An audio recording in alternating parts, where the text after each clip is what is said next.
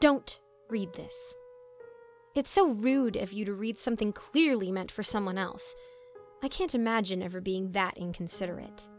You should just close this now, before someone finds out you've done it.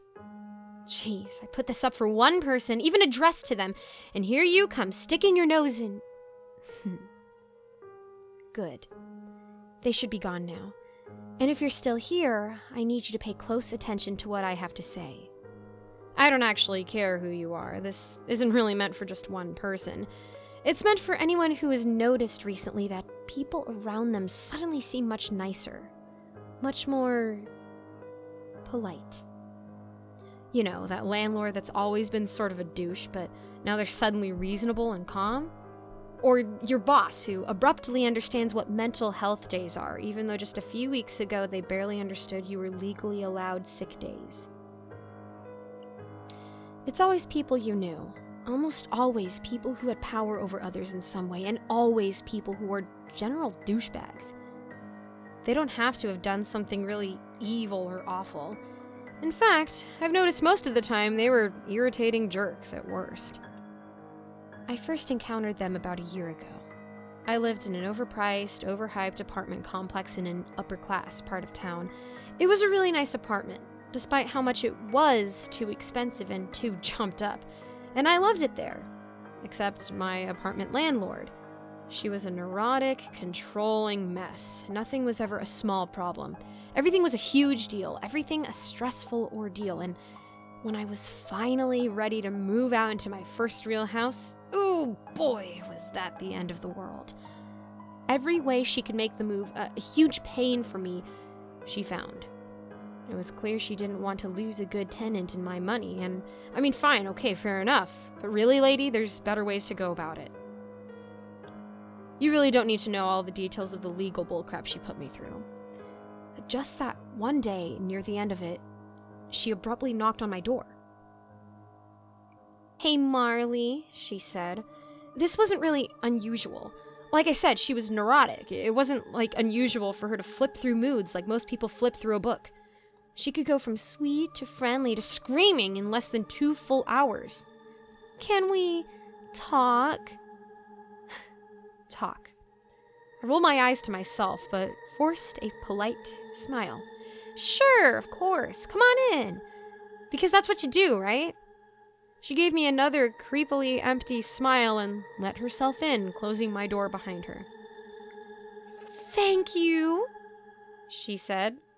And okay, that was a little weird. Yeah, okay. No worries. I smiled. "Have a seat. Can I get you a drink?" I kid you not, her smile spread. It grew. But it still didn't touch her eyes. I felt uneasy now, like something wasn't quite right here.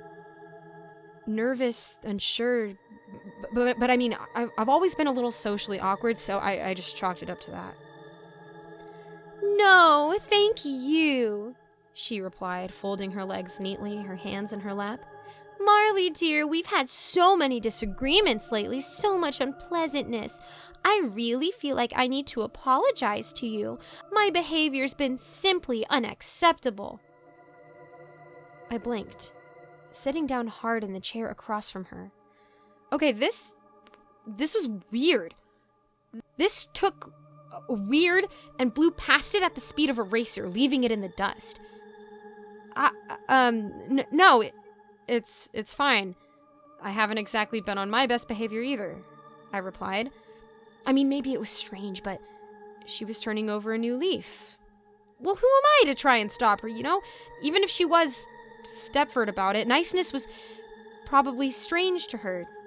Or maybe she was on meds. Finally.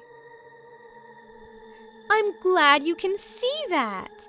She beamed at me, like her entire face lit up, like I just offered her $1,000. "I think it's time we patch things up between us, clear the air. I just hate that we've been so rude to each other." She smiled again, extending a hand. "Can we start over?" Now, if I'd taken it, if I'd touched her, I'm pretty sure I'd have been dead then and there. I don't know what made me think twice. Something in her eyes, something in her face. I pulled my hand back. Something changed in her eyes. They went cold and blank. For a minute, she looked like a machine, calculating and considering. "It's very rude not to shake someone's hand when they offer," she said, and her voice was sharp and clipped. "You should shake my hand." I swallowed, trying to think of any excuse. "I've been sick lately." "Shake my hand!" I stepped back, feeling abruptly threatened, a cold feeling crawling up my spine and through the pit of my stomach. I stepped back again, and this time I cracked into the end table behind me. It happened so fast I thought I was imagining it. She jerked her head around to see what had made the noise, and her pupils turned to cat-like slits for a moment. I bolted. I shoved past her, out of my own house, down my front steps, doing the first thing I could think to do, screaming fire. Okay, I didn't literally scream fire, but I did scream rape. Yeah, I feel like crap about it still to this day, but I knew I would get attention, get people to notice something was really wrong. I could see doors opening and people sticking their heads out, but it took 4 doors before someone moved to do anything about it. A big man ran out and grabbed me by the shoulders. Hey, easy, who's after you? Maggie? Call the cops," he barked over his shoulder. I was crying. I didn't know when I'd started, but I could just feel the tears rolling down my cheeks. I wasn't even really sure why. Nothing had actually happened. It had just been weird and off, and now I was suddenly realizing how much trouble I might actually be in. I'd created what people probably thought was a false emergency. Weren't there laws about screaming fire when there was no actual emergency? Was I gonna go to jail? I was seeing things. I didn't sleep well last night. Maybe I just imagined it. Oh, shoot. I'm going to jail. I forced myself to take a deep breath to try and calm down as the man sat me down on a chair on his front porch. Someone, Maggie, I imagine, came out, phone in hand. "Hey, sugar, the lady wants to talk to you." "The lady?" "The receiver lady. She wants to know if you can talk to her." I said yes. Of course I said yes. We often inherently trust people in authority. Yell all you want about how you don't like cops, whatever, but I promise you, when an emergency arises, you'll be looking to them for help more often than not. Or at least I do. So I took the phone, sniffling, fully prepared to be told I was wasting 911's time and the authorities' time and possibly told to see someone for my clear mental condition. What happened in actuality was way worse. "That wasn't very polite of you, was it?" cooed the voice over the phone after I took the receiver and said a shaky hello. "Bolting out of the house like that, you shouldn't be rude."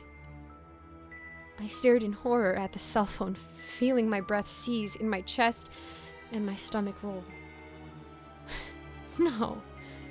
No way! I had to be having some kind of episode. Fit. I had to be. What do you mean? She attacked me. She just wanted to talk. The woman was clearly frowning deeply. "That was very rude. I'm sorry. I shouldn't be the one to chastise you, but I just can't not say." "Kid, you okay?" It was the man, the one who'd grabbed me. "You're hyperventilating."